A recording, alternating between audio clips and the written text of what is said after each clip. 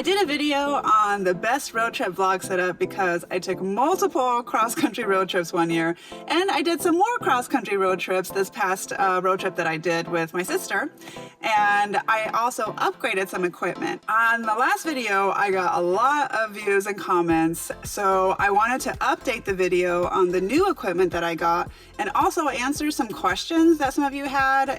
Some of them were like frequently asked questions, so I thought I would cover it all in this new video and show you what I got. So my new setup includes 4 GoPros. I bought the GoPro HERO 10 recently and added that to the collection of my GoPros. I use the GoPro windshield mount to hold the GoPro 10 for the driver's side. And then over here is the dash cam, and this is the GoPro HERO 9. And on the passenger side is another GoPro windshield mount, and that is a GoPro HERO 8. And in the back over here, I have a GoPro HERO 6. This is my oldest GoPro, and I use this to shoot Kuma in the back seat here, and I use the magnetic swivel clip so I could easily move it and adjust it if I need to. So I realized that having 4 GoPros on your road trip is a little overkill, but I just wanted to do something a little bit different, and I already had all these GoPros anyway, so I thought, why not use them? And since Candy was coming on the road trip with me from Florida to California, I thought she could have a camera too. But the only thing was that having so many cameras, like one for me and one for Candy, it did get a little bit confusing sometimes when we were shooting, because we're so used to just having this one camera on the driver's side shooting us, and we're always just talking to that one camera. Whereas the second camera, when you're on the passenger side, you're kind of confused on where to talk. So it was good, as long as you're talking, the passenger's talking, it's good to look at that camera. But if the driver was talking and the passenger's looking at the other camera, it just looked a little off. It wasn't terrible, but we kind of figured out later, like, oh yeah, okay, so if the driver's talking, we both need to look at that camera because it just looks odd that the other person is just like looking in another direction. So anyway, I'll get into more of the setup later, but another new addition that I got and where I upgraded my equipment was I got the Rode Wireless Go 2 mics. Now this was a commonly asked question, was why I didn't get this in the first place, because I used a Zoom mic to record my audio separately. The reason why was a couple of reasons. One, they're pretty expensive. They're $300, so I wasn't sure if I wanted to invest that much on my first road trip that I did. And second, it's a little bit of a hassle to put these on and set it all up. But in the end, it all worked out, and I'm glad I invested in these because the audio quality is so much better. So I understand why people use these, because it's simple to use and the audio quality is just superb. So I do still use the Zoom mic as a backup and put it in the center console below me, because there are instances where, you know, I'll forget to start the audio on the transmitter or power it on, or the cable didn't go all the way, which happened to me because I did a lot of tests before I went on the road trip, and I forgot to, or I didn't forget, but the cable wasn't plugged in all the way on one of the ends, and of course no audio got recorded. So if you do this setup and one of the cables isn't in all the way, either on the GoPro side or the transmitter side, you get no audio whatsoever. So basically, your footage is gone because it's not usable with no audio.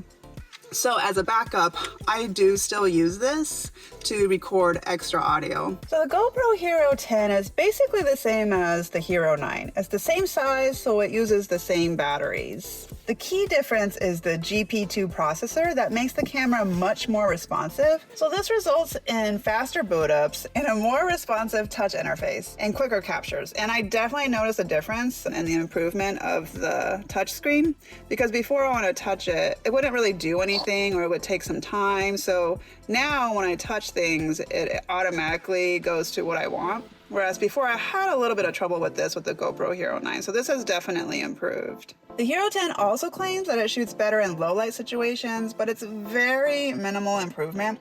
We shot some footage at White Sands National Park after the sunset, and it's still very grainy. Maybe it did a little better when we were shooting inside stores that weren't that bright, but GoPros just don't do that well in low light anyway. I used the GoPro Hero 10 the entire road trip that we did from Florida to California. So I used it in the car and also when we went outdoors to national parks like White Sands and Petrified Forest.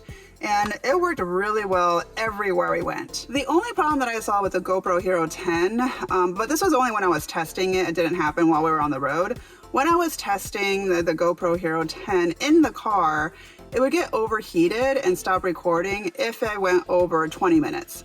But I rarely record that long on a GoPro. I think at most it would probably be maybe 15 minutes that I record continuously. I think it overheats too because I have the Rode Wireless Go 2 mic attached to this with the Media Mod and recording 4K. So I think all those things together, if you're recording that long, it's way too much for this little device. So it just overheats and stops. So as long as you're not planning on recording for that long, I mean, this camera is really great. So as I said before, Candy and I went on this recent road trip together and I had 4 different cameras set up, and Candy had the passenger side on her, or whoever was in the passenger side had that camera, and the driver's side had theirs. And I just thought it was a different way, another approach to editing videos instead of having one angle all the time.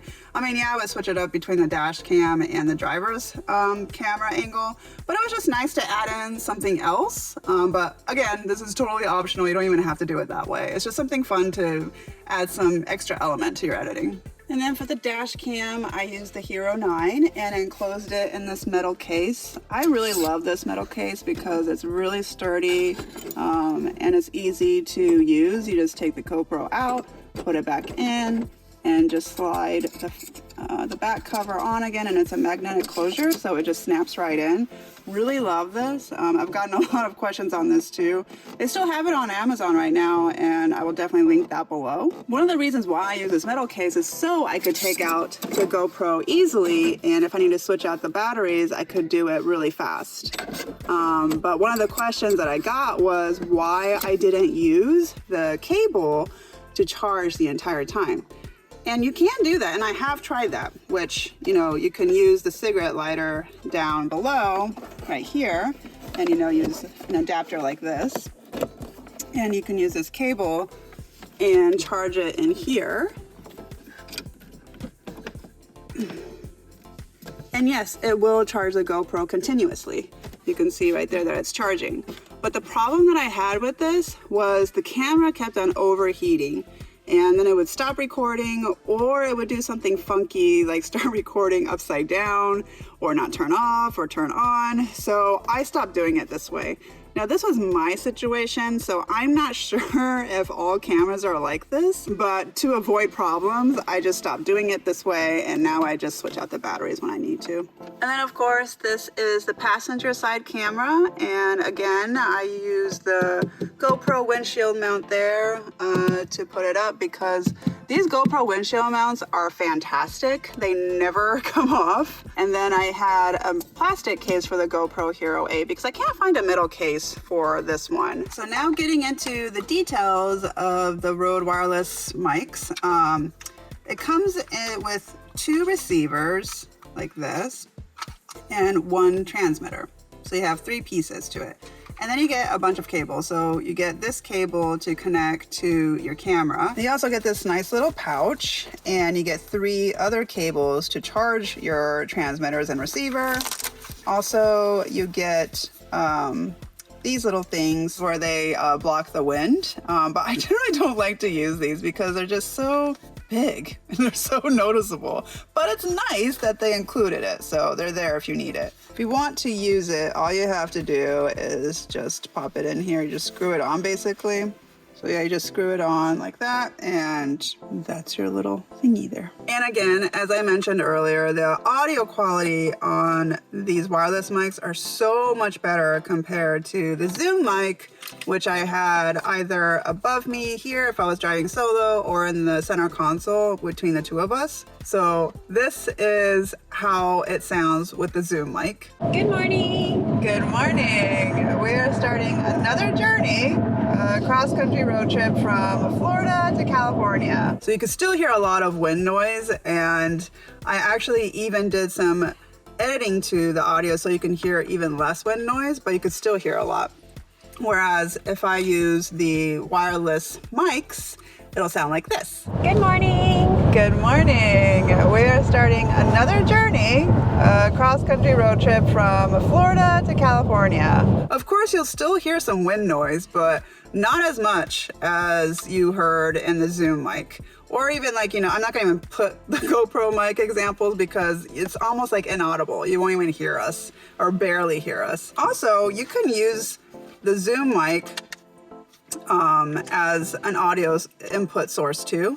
So the cable you just plug in to the audio input on the Zoom mic, and this could be another audio source for you elsewhere. Like if you're shooting on another camera or if you're shooting on your iPhone and you want better audio, you can just plug in the transmitter to the Zoom mic and get better audio quality. So there's another use to this Zoom mic if you already have one. And then to use the Rode wireless mics with the GoPro, you'll need a Media Mod. So this is what the Media Mod is. It just clips on to your GoPro. So you just put it in this enclosure and snap it on. And it comes with these inputs back here. Also the cold shoe here on top and on the side. So that's what you're gonna need that for. So on the bottom, there's a clip where you just slide it in like so. And then you put the cable and plug it in back here. And make sure everything is plugged in. And that's how you get audio. And then for the receivers, I found it best to just put it on your seatbelt. Now you could do it this way where it's exposed, or you could put it underneath like this so you have less exposed. I also tried other tests where I put this receiver up top on this sun visor, but actually that it got the audio okay, but not as good as on the seatbelt. And I also tried in the center console, just placed it there to see what it sounded like. But out of all the tests I did, it was the best when I put it on my seatbelt. I've actually even done tests where I put this receiver underneath my shirt and it actually still captures audio quite well. So very impressive, this thing. And then if you're out of the car and you still want to use this, then we have this thing. Not everybody's gonna have this, but we have this crossbody iPhone case. So we just put this on the strap and that picked up our audio really well. And if you don't have a strap like this, which is most likely the case, you can probably attach it to your backpack strap, or you can attach it to your jacket, or if you don't have anything else to attach it to, then the best scenario will probably just attach it to your shirt like this, and it'll still capture audio. But I would say, if you have anything else to attach it to, that'll be the best case scenario to get the best audio quality. Just to show you how this all works, this is the power button here. You just press it down for about 3 seconds and then you'll see it light up. And on the receivers, you do the same thing. You press that O button and then you'll see the blue lights come up. You'll also see the audio light up here where it's doing its thing. And the audio 2 is not on right now, so that's why it's not lit up. But if you press the button, you see the blue light, and now you see both of them all light up. And that's how simple it is. So as I mentioned before, the reason why I didn't want this set up to begin with is because it's kind of a hassle to put this on all the time and to take it on and off. But after a while, you just kind of get used to it. So there's these two bottom things here that you have to get out. And this I find a little bit tricky when you have the Media Mod, but eventually you'll get it. You might want to have some kind of like pin to get it out easier, but I have a little bit of a nail where it can help me. But you just unscrew this, line it up, and then screw it in. And see, I already got the hang of this, so it was pretty easy. But once you got it all screwed in, then you can kind of adjust it like this because you want to see when you turn it on and that the audio levels are going and it's all good. Then you just put it back up, maybe screw it in a little bit more, and then you can start recording. A couple of extra accessories that'll be really useful is to have these charging devices. One of them is for the wireless mics and the other one is for the GoPro batteries. Now, I love this GoPro battery case. I've had this on the last road trip that I did too. What it does is you just put your batteries all, you can put multiple, up to 3 batteries in here. And this is the GoPro Hero 9 and GoPro Hero 10 charger. It also has a little place here where you can put your SD cards in. So I thought that was really nice. Also, it could read your SD card. It has a little reader down here too. So multiple things this can do. And when I need to charge batteries on the side, I just leave it plugged in my car. So in my car, I have this cable here and it's plugged into the cigarette lighter there where you have these adapters. And all you do is just plug it in here. And I leave this on the side, or you can leave it in your cup holder, And when I need a battery, all I have to do is take one out and pop in the new one to charge while the other one is being used. So I always have batteries charged and on the side, and then you can tell that this one is being charged right now. Once it's charged, it turns green. So I really love this thing. I think it's super useful. It's come in handy a lot of times. And so I have one for the GoPro Hero 9 and 10 batteries, and also the smaller batteries from GoPro Hero 8 and down. And then another good device to have is this other charger, this wireless charger. So it charges all 3 things at the same time. Whereas if you had to charge everything separately, it's kind of messy. So with this nifty box, it charges all of your stuff at once. So it's designed for it. Oops, sorry. So these are the 2 receivers being charged, and this is the transmitter. It fits nicely. And as you can see, it's like 100% charge right now. In the back, that's where the cable goes in the charge. And you can actually put in you can charge something with a USB cable back here as well. But I like this because it keeps all my wireless mics neatly organized, because otherwise you have to charge everything separately. So you have all these different cables that you have to use to charge each device. And I think that's just insane, and it's just messy, and I feel disorganized. So this keeps me more organized and everything in one place. Also, you have this cable that you always have to carry with you. So this it wasn't planned to put this in too, but actually Candy figured this out. You can actually just like put it around like this. Voila. Now everything is in one case. Also, if you have not used the GoPro Quik app, I highly recommend this app because it's super useful if you're going on solo road trips, or if your partner does not know how to use GoPros, you can just control it on your own on this app. So yeah, everything is remotely controlled. It has all my cameras on here. It's very easy to sync up. And all you do is just go to the camera that you want to use or control. And let's say the GoPro Hero 10 is what I want to control. So you just put control your GoPro. And it takes a little bit to connect, but it does eventually connect. And then it'll say, wants to join Wi-Fi network Hero 10 Black. Say yes, join. And then it'll come up and say starting preview. And here I am with Candy. She's recording me right now. Hello. But yeah, so here you can just control everything. You can do a time warp. You can go to the video.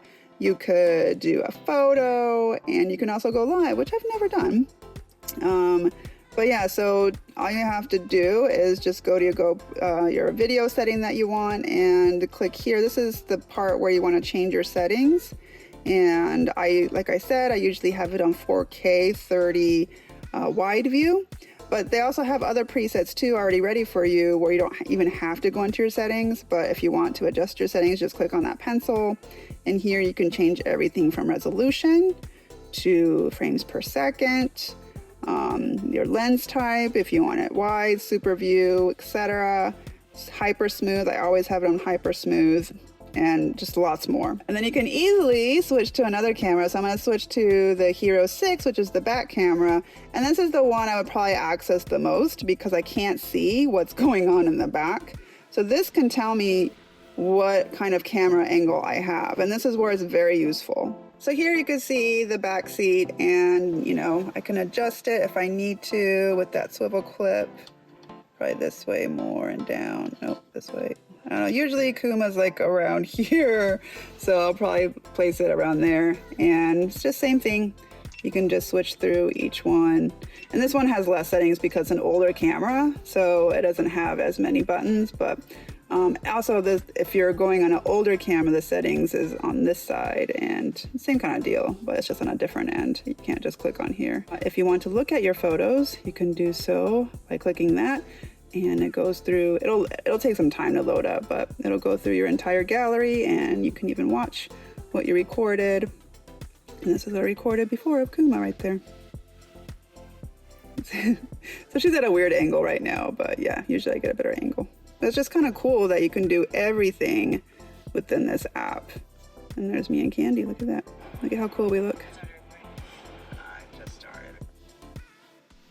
So this app is just super duper useful. I highly, highly recommend it. So I hope this video helped you out. If it did, please give it a thumbs up. And if you want to watch more of our videos, please subscribe to our channel. Thanks for watching.